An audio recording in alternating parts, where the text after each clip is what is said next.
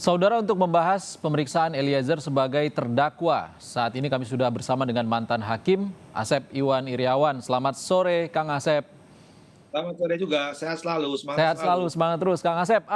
Kalau kita lihat dari persidangan tadi tidak ada perubahan sebenarnya yang disampaikan oleh Eliezer saat dia bersaksi untuk terdakwa lain. Sebenarnya apa yang ingin digali jaksa dan hakim dalam Ya, pemeriksaan terdakwa?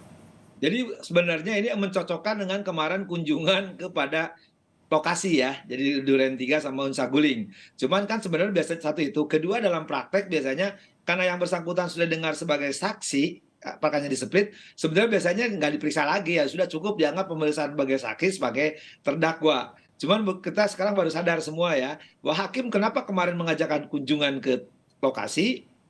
Nah, satu hal yang perlu dicatat oleh semua adalah justru di ruangan itu, ruangannya tidak lebih gede studi Orange ya, Kompas TV daripada ruangan itu. Kemarin bisa lihat ruangannya begitu kecil, jadi kalau kejadian di situ ya pihak-pihak berada di mana akan ketahuan ya. Makanya ditanyakan kejelasan status KM di mana, RR di mana, Romer di mana. Jadi kalau di situ ada yang bohong, tidak melihat, tidak mendengar ya, kemudian keluar dari mana, kelihatan bohongnya. Siapa yang konsisten dan tidak konsisten. Jadi hari ini digali daripada si Eliezer ini, kekonsistenan bahwa Eliezer jujur dari awal ceritanya ya, mengalir alurnya sangat linear, sangat lurus gitu. Jadi ya apa adanya, jadi tidak ada yang ditutupi. Jadi kalau yang lain berbeda, nampak kalau ruang tamu segede gitu ada kejadian pembunuhan ya di tempat itu, ada yang tidak melihat, ada yang tidak mendengar, ada yang aku tidak nembak, ya nggak bisa lah. Satu itu. Kedua juga yang digali dari yang pertanyaan selama sidang ini adalah data stayer itu ya, yang kaitannya dengan Ibu PC kan dibawa. Nah, waktu di kemarin lihat rekaman kemarin itu seolah-olah kan dia lewatnya tidak sesuai itu ya, karena dia diperintah ke atas nyimpen ke lemari senjata yang sekarang nggak ada itu. Jadi sekarang semakin membuktikan bahwa keterangan Ican itu ya itulah apa adanya, mengalir apa adanya. Kejujuran dari Eliezer harus kita hormati, harus kita hargai. Ya, kalau dikatakan kemarin kebohongan, nampaknya tidak ada. Ya, hari ini dengan jelas diceritakan kan Eliezer nggak ikut, tapi sekarang kemarin penasihat hukum, jaksa, hakim melihat ya ruangan itu. Jadi ruangan itu bisa tergambarkan kalau kita hanya mendengar cerita di ruangan Artinya kejadian. tinjauan langsung kemarin itu bisa jadi fakta persidangan hari ini? Ya, nah, sebenarnya sekali lagi, seharusnya kemarin itu sidang di tempat, harus dalam berita acara. Nggak bisa perbuatan hakim ke sudut tempat ya. Ini seperti kunjungan pejabat daerah atau kunjungan gubernur, wali kota. Nah, kalau di sidang itu namanya hakim, setiap perbuatan tertulis dalam berita acara. Nah, kalau ini namanya harus melibatkan pihak-pihak, pihak-pihak harus ada. Ya, kabar itu sebenarnya maka seharusnya dulu itu sebutnya persidangan. Jadi pemeriksaan setempat itu persidangan di luar sidang. Jadi supaya nanti hakim mengaitkan dengan kejadian tempat TKP ya, atau rumah-rumah itu sudah ada dalam berita acara kemarin, tapi nampaknya kemarin seolah-olah bukan sidang, hanya pemeriksaan setempat gitu. Maka saya bilang seharusnya di KUHP itu diatur pasal 75, semua ketentuan apapun tercatat dalam berita acara. Nah, hakim itu harusnya ikut pasal 75 walaupun itu di pemeriksaan penyidik. Tapi terlepas apapun, saya kira sebelumnya di persidangan tergambarkan suasana orang itu. Jadi peran apa yang dilakukan, kan hukum tuh siapa berbuat apa, apakah dapat dipertanggungjawabkan. Jadi siapa saja di ruang itu, berbuat apa saja di ruang itu, dan apakah dapat dipertanggungjawabkan. Nah, itulah pertanggungjawaban yang kemarin kan, kata-kata tiga kata: hajar, jongkok, bunuh. Kemudian tidak lihat, tidak dengar.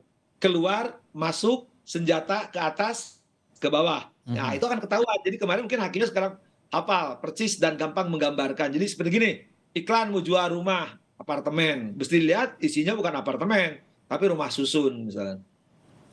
Sebenarnya apa sih, Kang Asep, pentingnya hakim dalam menentukan putusannya nanti dia mengetahui jarak ataupun posisi dari para terdakwa itu dengan melakukan tinjauan langsung kemarin? Ya, pentingnya apa? Kan fakta bahwa Eliezer memang, katakanlah versi Eliezer ada 3, 4. Menurut Sambo 5. Tapi faktanya luka lebih dari itu. Kedua soal selongsong.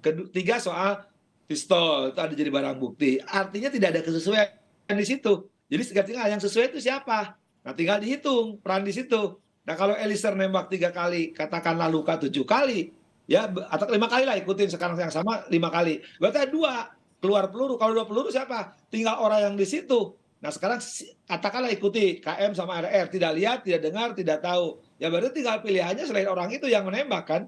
Jadi logika itu jalan. Ya nggak mungkin tiba-tiba peluru dari Ukraina, Korea gitu nyampe ke Duren 3, nggak mungkin kan. Berarti pelurunya di sini ruang sekecil itu Ya, apalagi dikaitkan nembak apa dinding dan sebagainya. Di tangga itu kan ketahuan perannya. Jadi siapa yang bohong dan siapa yang tidak bohong. Jadi sangat jelas Oke. tergambarkan kalau ketika kunjungan kemarin. Nah, sekarang kaitannya cerita Eliezer ini kan hanya mengulang kesaksian waktu dia sebagai saksi dikaitkan dengan kesaksian yang lain. Kang Asep, kalau tinjauan kemarin tidak dicatat oleh panitera, lalu baru dikonfirmasi kepada terdakwa hari ini, salah satunya Eliezer, itu signifikan sebagai fakta persidangan? Ya, sebenarnya menurut hukum nggak boleh. Karena kemarin itu kan kalau itu kunjungan tidak dalam bentuk sidang, hakim itu kan hadirnya hakim itu di pengadilan itu ya ketika pakai toga dia sidang. Kalau tidak pakai toga keluar sidang, sidang di tempat. Nah, kalau kemarin catatan saya, maka saya bilang saya kritisi kemarin itu, kalau pemeriksaan setempat tanpa dalam bentuk sidang, itu nggak boleh. Hakim ngapain jalan-jalan ke sana gitu kan? Itu catatan. Jadi kalau pemeriksaan setempat itu harus tetap dalam tertulis berita acara. Nah, kalau sekarang dikonfrontir dengan sekarang dikaitkan, ya saya anggap aja pengetahuan hakim di luar hukum gitu. Ketika mungkin seperti gini lah kita nggak usah kita ya, saya kebetulan rumah tuh deket karena itu kan komplek-komplek perumahan itu ya, komplek Mahkamah Agung, Kejaksaan, Oke. Bappenas, ya kepolisian, KPU malah itu kan nggak jauh di Mampang, Buncit kalau orang rumah di situ pasti dekat jadi tahu ya anggap aja mungkin hakimnya ya keluar dari perumahan Mahkamah Agung lihat cuman kemarin mungkin ngajak jaksanya ngajak penasihat hukumnya ya mungkin Oke. juga itulah yang mungkin Kang membuat Asep, mereka. mendekati tuntutan kepada satu terdakwa, Eliezer, satu-satunya justice kolaborator, apakah ada perbedaan nantinya tuntutan dari jaksa penuntut umum?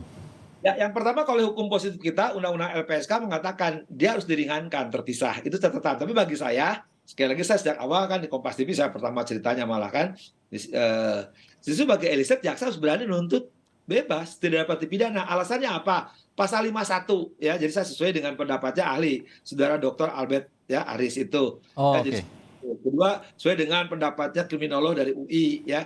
Ketiga pendapatnya juga dari Promo Magnis. Keempat, pendapatnya ahli juga dari Resa Indragiri maupun Dr. Lisa. Dan itu semua itu sejalan ya. Jadi perbuatan dilakukan karena perintah, dia tidak bisa dipertanggungjawabkan. Yang bertanggung jawab adalah pemerintah. Jadi dia Baik. alat. Jadi jaksa harus berani mengatakan itu. Baik, kita Jaksa nantikan seperti apa keputusan jaksa terkait tuntutan nanti.